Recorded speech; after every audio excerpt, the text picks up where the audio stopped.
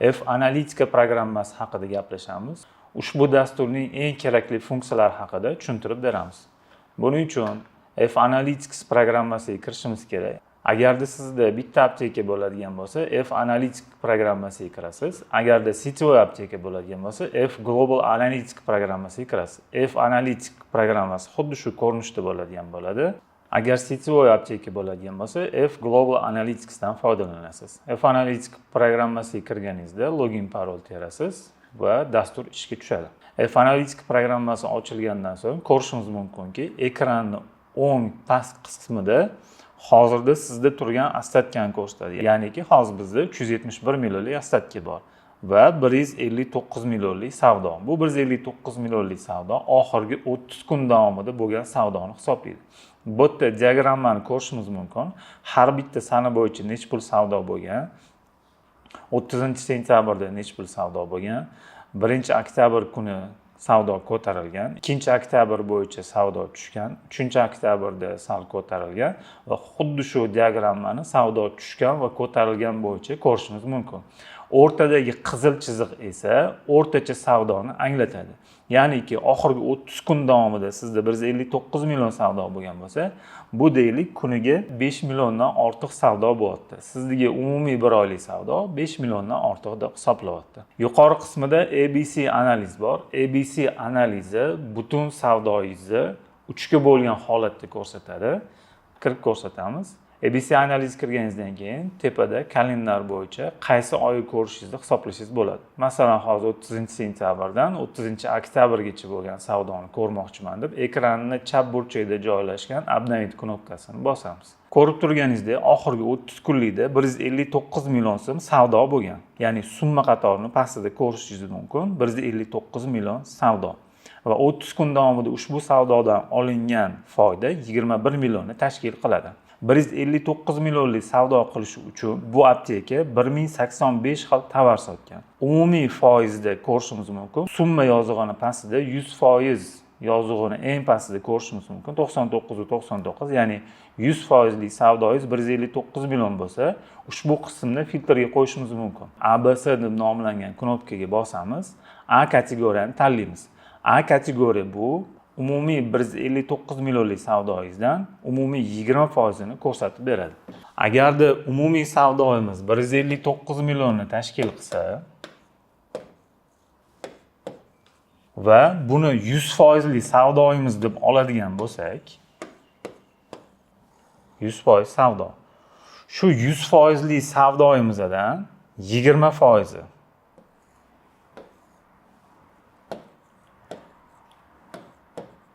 20%, ya'ni 32 million. Ya'ni 32 million so'mini 26 xil tovar olib kelyapti. Ya'ni 159 million savdo, shundan 20% 32 million. 32 millionlik savdo qilish uchun siz 26 xil tovar sotyapsiz. Bu tovarlaringiz A kategoriyaga kiradi. Ya'ni ularning ostatkasini doimo kuzatib borishingiz kerak bo'ladi, ularni nolga tushirmaslik uchun.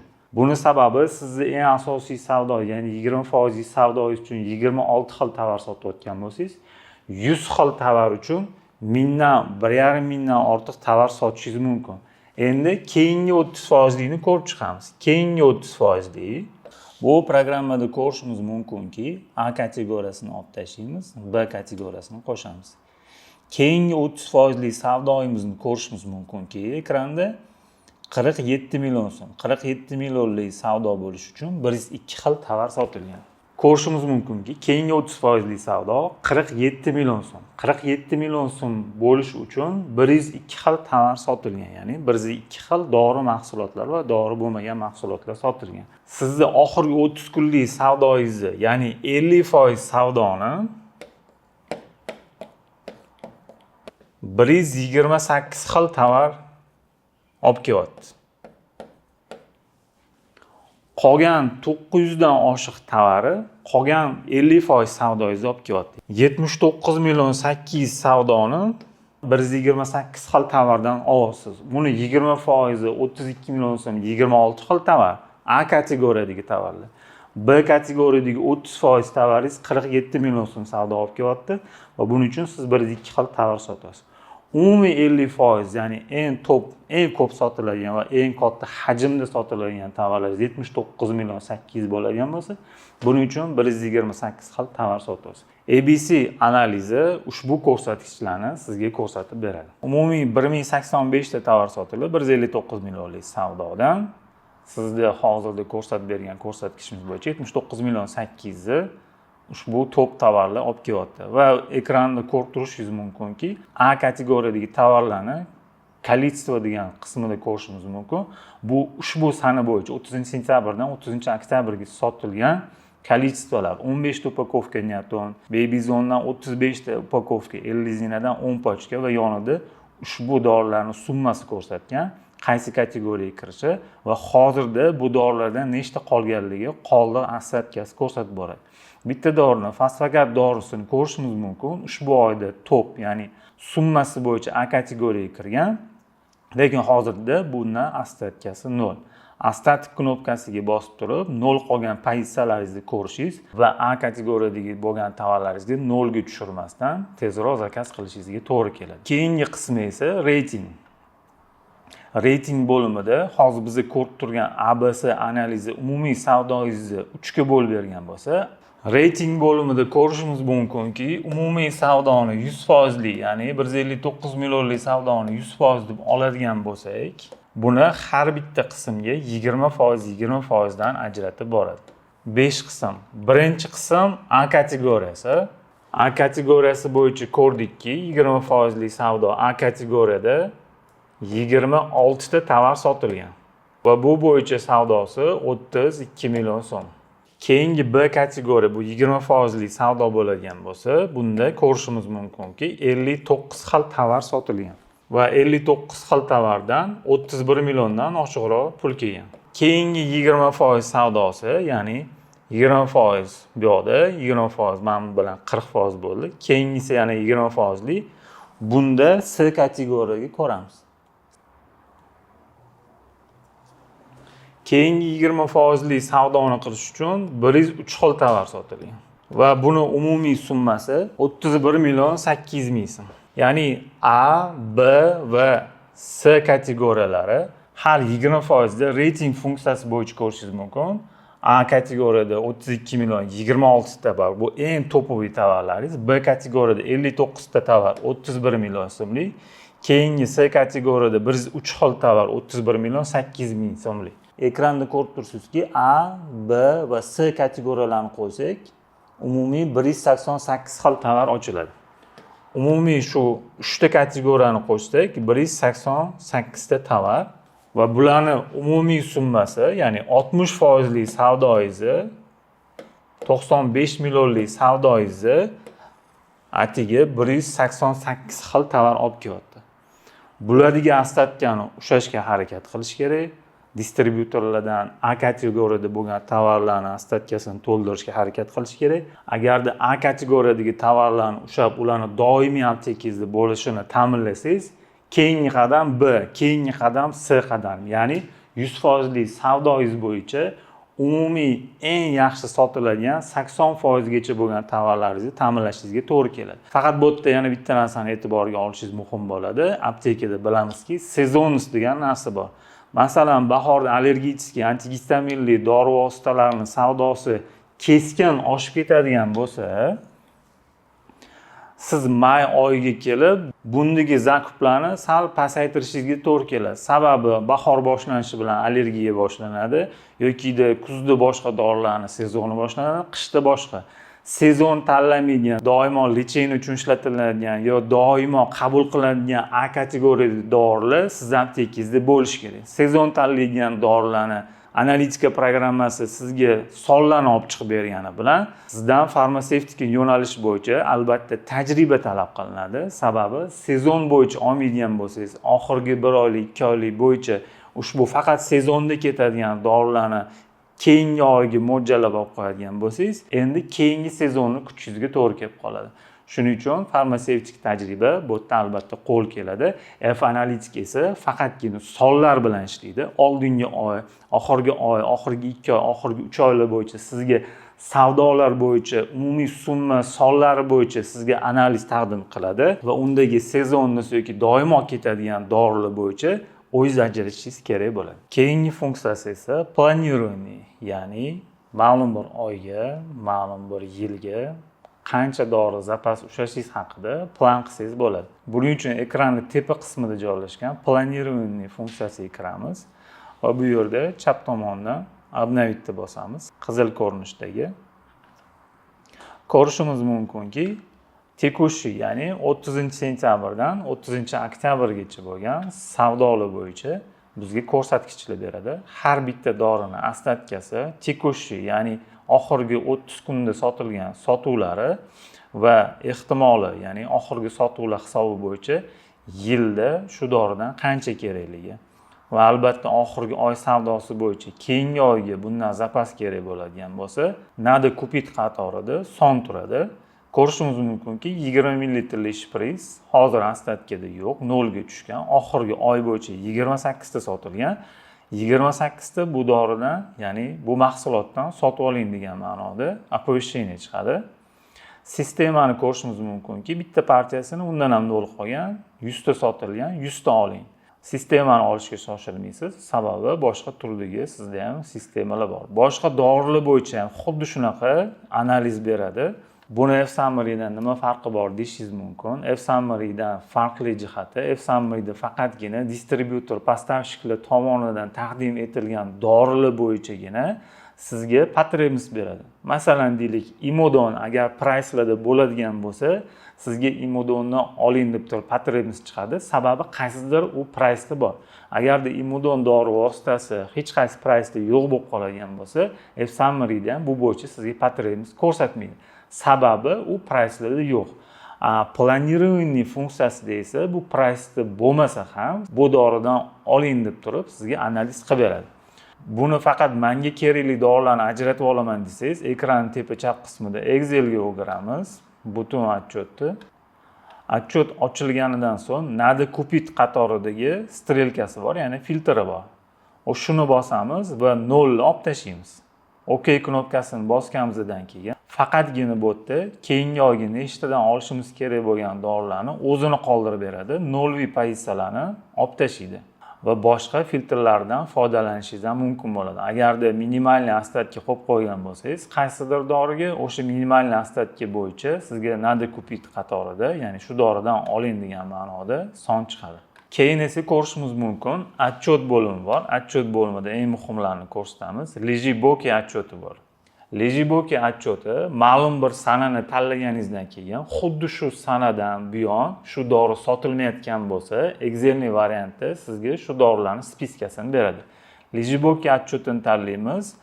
Oxirgi 3 oylik bo'yicha, ya'ni avgust boshidan hozirda 3 oy davomida avgust boshidan beri umuman bezdvijeniya yotgan tovarlarni ko'rib beradi. Lejiboki yozig'ini to'g'risida eng oxirida Excel znachoki bor, bosamiz. Xuddi shu ko'rinishda sizga отчет ochib beradi. Ko'rishimiz mumkinki, tikilgan pul, ya'ni приходный summa qatorli 21 millionlik davri umuman harakatsiz yotibdi. Ko'rishimiz mumkinki, Aykrol dori vositasi srogi 26-yil, bitta pochka avgust oyidan beri harakatsiz yotibdi va boshqa dorilarni ko'rishimiz mumkin. Masalan, Alendra dori vositasi avgust oyidan beri umuman sotilmagan. Alendra dorisini nima sababdan bu spiskaga qo'yayotgan tekshirishimiz mumkin. F-aptekaga kiramiz va reyestr lekarstvaga kirib turib, agar bittali apteka bo'ladigan bo'lsa, Alendra dori vositasini topamiz, enter bosamiz, продажani ko'ramiz. Продажа yo'q.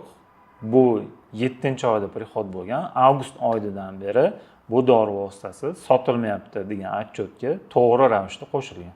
Ko'rishimiz mumkinki, Alendra dori vositasi 112.215 so'mdan olingan, sotuv narxi 131.300 so'm. Lekin sizni pulingizni zayn qilib yotgan qismi 112.000 so'm, ya'ni tikilgan pul hisobida pulingiz zayn qilib yotibdi. Agar sotsangizgina uni foydasini olishingiz mumkin. Xuddi shunaqa lejiboki отчетini qaysi sanadan beri turgan tovarlarni ko'rmoqchi bo'lsangiz, imенно o'sha sanani qo'yasiz. Deylik, hozir oktyabr oxiri bo'ladigan bo'lsa, menga sentyabr boshidan beri harakatsiz yotgan dorilarni ko'rsatib bergan desangiz, 01 09 deb u yog'iga yilini qo'yasiz va o'shandan boshlab turib bezdvijeniyotgan tovarlarni sizga ko'rsatib beradi. Lekin bu yerda bitta narsani tushunib olishingiz kerak bo'ladi. Sizga qaysi muddatdan beri yotgan tovarlar lejiboki hisoblanishini bilib olishingiz kerak. Kim uchundir lejiboki, ya'ni tovar harakatsiz yotishi 20 kunlik bo'ladigan bo'lsa, kimgadir 30 kunlik, kimgadir 2 oylik, kimgadir 3 oylik bo'ladi. Ya'ni siz sotib olingan mahsulotni qancha muddat harakatsiz yotmasligi kerak deb hisoblaydigan bo'lsangiz, o'sha muddatni olib qo'yishingiz mumkin bo'ladi. Va yana tepada ko'rishimiz mumkinki, lejiboki отчётidan tashqari tepada ABC lejiboki degan funksiyasi bor. ABC lejiboki funksiyaga kirgandan keyin den, ya'ni necha kunlik savdo bo'yicha o'lchab bering deydi. Masalan, 60 kunlik savdoni hisoblaymiz va burchakda yashil knopka tarzida обновить knopkasini bosamiz. Ko'rishimiz mumkinki, lejiboki ABC отчётida 60 kunlik savdosi bo'yicha ushbu dorilarni hozirda ostatkada nechta, birinchi prihod qachon bo'lgan, oxirgi prihod qachon bo'lgan, necha kundan beri bu tovar ostatkada turibdi, umumiy nechta sotilgan, hozirda ostatkada nechta va shu hisobda sotilsa necha kunda yo'q bo'lishini prognoz qilib beradi. Ko'rishimiz mumkin, Elkar 50 ml dori vositasi 5-iyul kuni prihod bo'lgan, ostatkada 117 kundan beri bor. Birinchi prihod bo'lganda ikkita upakovka prihod bo'lgan va shu 117 kun ichida bitta dona sotilgan. Va taxminan 50 kunda sotiladi deyapti. Buni sababi 50 kun oldin bu dori sotilgan va keyingi upakovkasi ham taxminiy 50 kun davomida sotiladi deb sizga analiz qilib beradi. Sevikab dori vositasi birinchi marta prihod bo'lganda 3-iyulda bo'lgan, keyingi prihodi 25-oktyabrda. 5 kundan beri ostatkada bor, ya'ni 25-oktyabrda prihod bo'lgani uchun umumiy davr mobaynida 8 ta pochka prihod bo'lgan va umumiy hajmda 3 ta pochka sotilgan. Hozirda 5 ta pochka bor. Shu ketishda ketadigan bo'lsa, 150 kun ichida sotiladi deb ko'rsatadi. Bu yerda ko'rishimiz mumkinki, оборачиваемость 100%, 37%, 16%, ya'ni foiz nisbatida ko'rsatadi. Ushbu Aquadetrim dori vositasi umumiy 3 ta kelgan va umumiy 3 ta sotilib bo'lingani uchun 100% bu dori sotilib bo'lingan ostatkadan deb ko'rsatadi. Qaysidir dori vositalari prihod bo'lib, kelib, spesialniy bo'lib ketgan bo'lsa, ular 0 hisobida chiqadi. Va shu tarzda bu отчёtda Excel'ni variantga o'girib olishingiz mumkin va o'zingizga kerakli filtrlar yordamida tovarlarni analiz qilishingiz mumkin bo'ladi. ABC lejiboki'ni Excel'ni variantga o'girganimizdan keyin tepadagi qismlarini belgilab olib, yuqorida joylashgan filtr yordamida filtrlab olamiz va bizga kerakli bo'lgan umuman avgustdan beri sotilmayotganlarni ajratib olishimiz mumkin. Средний месячный продажа degan joyi bor. Filtrdan foydalanamiz. Видели tusayda hammasini o'chiramiz, 0 ga qo'yamiz, OK knopkasini bosamiz. Bu yerda ko'rishimiz mumkinki, necha kundan beri ushbu dori ostatkada borligi, hozirda ostatkada nechtaligi va ularni oxirgi o'sha avgustdan beri umuman sotuvsi yo'qligini ham bemalol ko'rishimiz mumkin bo'ladi.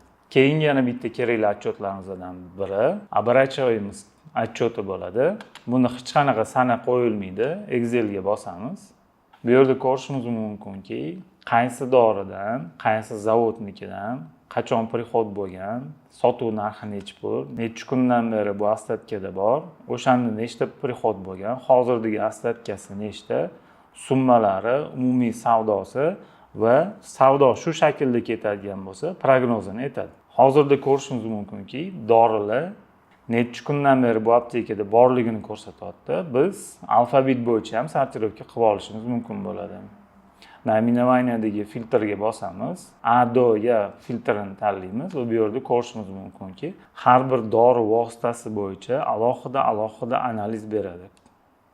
Masalan, Adetta 100 ml oxirgi prihodi 11-oktyabrda bo'lgan, narxi 98 ming so'm. O'sha 11-oktyabrda 20 ta prihod bo'lgan va 20 ta prihoddan ko'rishimiz mumkin 15 ta flakon qolgan. 5 ta flakon sotilgan. 20 kun ichida 5 ta flakon sotilgan bo'lsa, demak, qolgan 15 tasini sotilishiga taxminan 60 kun ketadi deb prognoz qiladi va har bitta tovar bo'yicha sotuv mexanizmlari yordamida har bittasini necha kunda sotilib bo'lishini prognoz qilib beradi. prognozi 0 bo'lganlar bu endi kelib umuman sotilmaganlar hisoblanadi. Uni analiz qilib berish uchun ma'lum muddatda sotilgan bo'lishi kerak. Agarda 10 kunning ichida misol tarzida bitta dorini Tivartinni oladigan bo'lsak, 10 ta pachka oldingiz, 10 kunning ichida 2 ta pachka sotdingiz. Ya'ni programma biladiki, Tivartin 10 kun davomida 2 ta pachka ketar ekan. Har 2 ta pachka 10 kundan ketsa, qolgan 8 ta upakovkasini yo'q bo'lishi, ya'ni sotilib tugalishi uchun 40 kun talab qilinadi deb prognoz joyiga 40 kun deb yozib qo'yadi. Keyingi muhim отчетlardan bittasi оборотный ведомость по товару. Bunda kerakli sana qo'yiladi. Nechinchidan nechinchigacha savdoni ko'rmoqchisiz. 30-sentyabrdan oktyabrgacha yonida joylashgan Excel knopkasini bosamiz va kerakli Excelning отчетini ko'rsatib beradi. Оборотный ведомость по товару har bitta dori mahsuloti bo'yicha 30-sentyabrda qancha kolичествоda necha pul summali dori bo'lgan va shu bir oy davomida qancha prihod bo'lgan va ushbu doridan qancha rasxod bo'lgan. Rasxod bu sotilishi ham rasxod hisoblanadi, spisat bo'lishi ham rasxod hisoblanadi. Ya'ni keldi, ketdi hisobida bo'ladi. Va 30-oktyabrga nechta qolganligi to'g'risida hisobot bo'ladi. Bunda tepada joylashgan filtrlar bor. Ma'lum bir производитель o'zini ajratib olsangiz ham bo'ladi. Sizga ma'lum bir производитель bo'yicha отчет kerak bo'ladigan bo'lsa, deylik Berlin Ximiya dorilar bo'yicha отчет kerak bo'ladigan bo'lsa, shunchaki Berlin Ximiyani o'zini filtrdan o'tkazasiz, OK knopkasini bosasiz. Ko'rishingiz mumkin, zavod Berlin Ximiyani hamma dorilari 30-sentyabr holatiga qancha bo'lgan, qancha prihod bo'lgan va bulardagi rasxod va 30-oktyabr holatiga bo'lgan ostatkalarni har bittasi bo'yicha hisoblab beradi. Masalan, deylik, Kurantil dori vositasi 30-sentyabrda 2 pochkadan oshiq bo'lgan, prihod bo'lmagan, sotuv ham bo'lmagan, shuning uchun bu ostatka to'liqligicha o'tgan. Lerkamen 10 mg dori vositasi bitta pochka 30-sentyabr holatiga bo'lgan. 2 ta pochka prihod bo'lgan va bitta pochka sotilgan va oktyabr oxiriga bu dori vositasi yana 2 ta pochka bo'lib ostatga o'tadi. Ba'zi bir dori vositalar, masalan, Nixar dori vositasi 30-sentyabr holatiga yo'q bo'lgan, 3 ta pochka kelgan, bitta pochka sotilib 30-oktyabrga 2 ta pochka qolyapti degan informatsiya chiqarib beradi. Keyingi yana muhim отчетlardan bittasi grafik qatori joylashgan. Bunda bizga eng kerakli bo'ladigan отчеты остатки продажи по поставщикам. Eng qulayi va eng keraklilardan bittasi. 30-sentyabrdan 30-oktyabrga bo'lgan holatda Excel knopkani bosamiz va bizga отчет tayyorlab beradi. Ko'rishimiz mumkinki, bu yerda 30-sentyabrdan 30-oktyabrgacha bo'lgan savdolarni ko'rsatadi va masalan Grand Farm Trade'dan hozirgi 30-oktyabr holatiga 87 million 500 lik ostatka bor. Bu kirim narxidagi. 103 million 388 minglik bu sotuv summasidagi pul. Ya'ni grantdan 103 millionlik tovaringiz bor. Asclepiydan 81 millionlik sotuv narxidagi ostatkangiz bor. Meros Farmdan 30 million va hokazo. Va yonida ostatik prognoz pribıl. Ya'ni agarda 103 millionlik tovarni sotib tugatadigan bo'lsangiz, shu 103 millionni taxminiy 14 million so'm tashkil qiladi deb aytadi. Nima sababdan taxminiy deydigan savol bo'lishi mumkin. Bu agarda orada bu dorilar narxini ko'tarmasangiz va tushirmasangiz, taxminan shu hisobda foyda olasiz deydi. Buni yonida 41 million so'mlik savdo. Ya'ni 30-sentyabrdan 30-oktyabrga Grand Farm distributor tomonidan olingan dorilarning savdo summasi 41 millionni tashkil qilgan.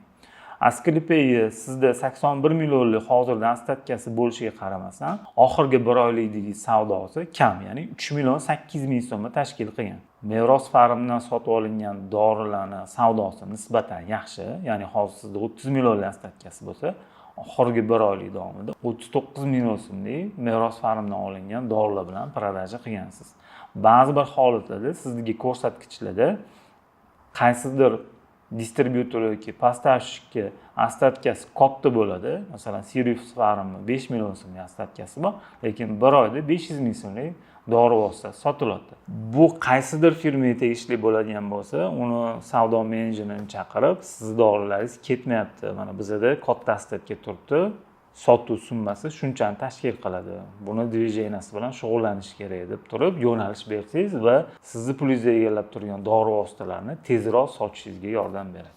Keyingi qismida ko'rishimiz mumkinki, dinamik продажа degan knopkasi bor. Dinamik продажаga kiradigan bo'lsak, pastdan boshlab sanaymiz. Ya'ni 30-sentyabrdan tepaga qarab kun sanaladi va har bir kun bo'yicha qilingan savdosi, ya'ni tovar oborotini ko'rsatadi.